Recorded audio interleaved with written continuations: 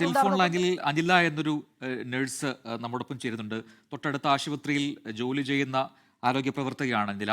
അനില, എന്താണ് യഥാർത്ഥത്തിൽ അവിടെ ഉണ്ടായത്? അവിടെ വലിയ ശബ്ദമുണ്ടായിരുന്നു എന്നൊക്കെ അവിടുത്തെ പ്രദേശവാസികളും അവിടെ ഉണ്ടായിരുന്ന ആൾക്കാരൊക്കെ പറയുന്നു. കിലോമീറ്ററുകൾ അപ്പുറത്തേക്ക് കേൾക്കാമായിരുന്നു ഈ ശബ്ദം എന്നൊക്കെ പറയുന്നു. ഇപ്പോൾ അനില ജോലി ചെയ്യുന്നത് ഏത് ആശുപത്രിയിലാണ്?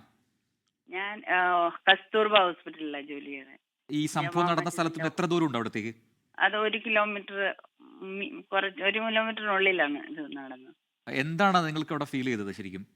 ഭയങ്കരമായിട്ട് ശബ്ദം കേട്ടത് ഞാൻ ഓർക്കുകയും ചെയ്തു. ദീപാവലി കഴിഞ്ഞ് ഇതുപോലത്തെ അതിലും ഒക്കെ ഭയങ്കര മീൻസ് നമുക്ക് അതിന്റെ ട്രമേഴ്സ് അത് ഫീൽ ചെയ്യുമായിരുന്നു. ഇത്തിരി ഇതായിട്ട് അത്രയ്ക്ക് ഭയങ്കര ശബ്ദമായിരുന്നു. ഈ പറയുന്ന 6:55 ആ ഒരു സമയത്ത് തന്നെയാണല്ലേ? ആ സമയത്ത് തന്നെ.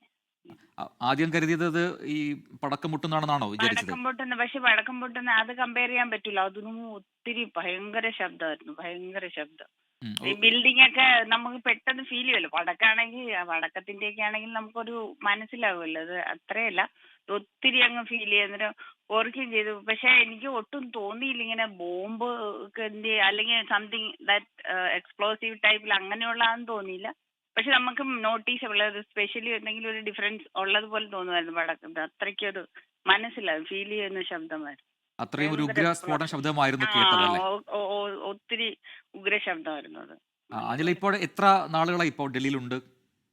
ഞാൻ 92-ൽ ഇവിടെ വന്നതാണ്. ഞാൻ ഈ ഹോസ്പിറ്റലിൽ തന്നെയാ പഠിച്ചത്, നേഴ്സിംഗ്. വർഷങ്ങളായി ഉള്ളതുകൊണ്ട് തന്നെ ഈ സ്ഥലങ്ങളൊക്കെ അറിയാം. ഇപ്പൊ ഈ സ്ഫോടനം നടന്ന ഒരു സ്ഥലം, അത് ഒരുപാട് ആൾക്കാർ എല്ലാ ദിവസവും വന്നു പോകുന്ന, അല്ലെങ്കിൽ ആ സമയത്ത് ഭയങ്കര എപ്പോഴും ബിസി, ഒത്തിരി മാർക്കറ്റും അതും ഇതൊക്കെ ചാന്ദിനി ചോക്കിലേക്ക് പോണതും റെഡ് ഫോർട്ടിലും വരുന്നതും ഒക്കെ ഒത്തിരി ഇതൊക്കെ ഉള്ളതാണ്. ഒത്തിരി ഷോപ്പിംഗ് സ്ഥലങ്ങളൊക്കെ ഉള്ള കാരണം ഭയങ്കര ബിസി ആയിരിക്കും എപ്പോഴും. ആ സമയം എന്ന് പറഞ്ഞാൽ ഓഫീസും അതും ഇതുമൊക്കെ ചിലതൊക്കെ റിലീവായിട്ട് പറഞ്ഞ ആളുടെയും ഭയങ്കര ബിസിയുള്ള സ്ഥലവും വാഹനങ്ങളും ഒക്കെ ഒത്തിരി ഉള്ള സ്ഥലമാണ്.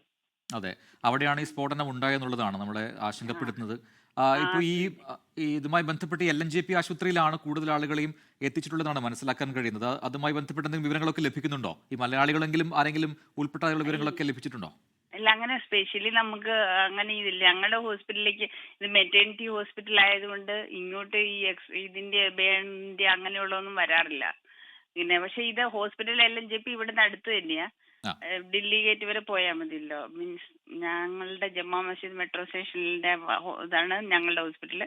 അത് കഴിഞ്ഞിട്ട് അങ്ങോട്ട് LNJPയിലേക്കാണ് പോകുന്നത്. എന്നിട്ട് അവിടെ കൊണ്ടുപോകുന്നത് കാഷ്വാലിറ്റീസ് എല്ലാം അവിടേക്കാ കൊണ്ടുപോകുന്നത്. അതെ അതെ, അവിടെയാണ് പരിക്കേറ്റവരൊക്കെ ചികിത്സയിൽ കഴിയുന്നത്. നന്ദി അനില, ഈ ഘട്ടത്തിൽ പ്രതികരിച്ചതിന്. അനില താരേപ്പറമ്പിൽ ആരോഗ്യ പ്രവർത്തകയാണ്. അവിടെ കസ്തൂർബ ആശുപത്രിയിൽ വർഷങ്ങളായി ജോലി ചെയ്യുന്ന ആരോഗ്യ പ്രവർത്തകയാണ് നമ്മോട് പ്രതികരിച്ചത്. വലിയ ഒരു ഉഗ്ര ശബ്ദം കേട്ടു, ഞെട്ടിപ്പോയി എന്നാണ് ആ സമയത്ത് അതിനെക്കുറിച്ച് അവർക്ക് തോന്നിയ കാര്യങ്ങൾ പറയുകയായിരുന്നു അനില താരേപ്പറമ്പിൽ. ലോകത്തെവിടെയായാലും ഏത് സമയത്തും 24 വാർത്തകളും ഓഗ്മെന്റഡ് റിയാലിറ്റി പാക്കേജുകളും എക്സ്പ്ലെയിനറുകളും വിശദമായി കാണാൻ ഞങ്ങളുടെ യൂട്യൂബ് ചാനൽ നിങ്ങൾക്ക് സബ്സ്ക്രൈബ് ചെയ്യാം.